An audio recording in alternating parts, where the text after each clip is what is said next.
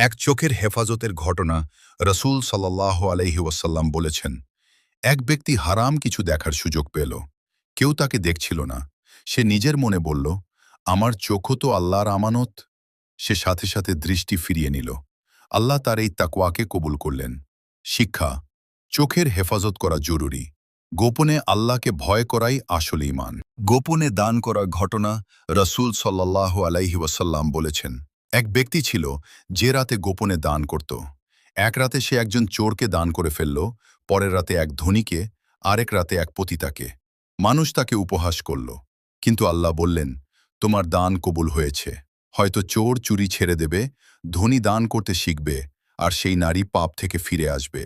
শিক্ষা: ভালো কাজ করলে ফল কি হবে তা আমরা জানি না, তাই কখনো ভালো কাজ বন্ধ করা উচিত নয়। এক সৎ নিয়তের ঘটনা রসূল সাল্লাল্লাহু আলাইহি ওয়াসাল্লাম বলেছেন, এক ব্যক্তি একটি ভালো কাজ করার নিয়ত করল, কিন্তু তা করতে পারল না।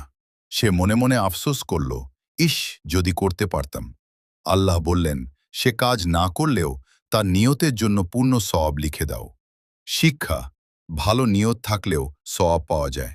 অন্তরের এক ধৈর্যশীল দরিদ্রের ঘটনা রসূল সাল্লাল্লাহু আলাইহি ওয়াসাল্লাম বলেছেন, এক গরিব মানুষ ছিল যার ঘরে অনেক সময় খাবার থাকত না। তবুও সে কখনো অভিযোগ করত না। তার সন্তান জিজ্ঞেস করল, আমরা কেন এত কষ্টে আছি? সে বলল, আল্লাহ আমাদের পরীক্ষা করছেন, ধৈর্য ধরলে তিনি ভালো কিছু দেবেন।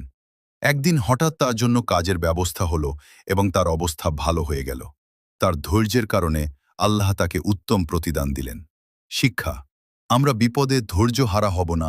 ভিডিওটি শেয়ার করে দাও।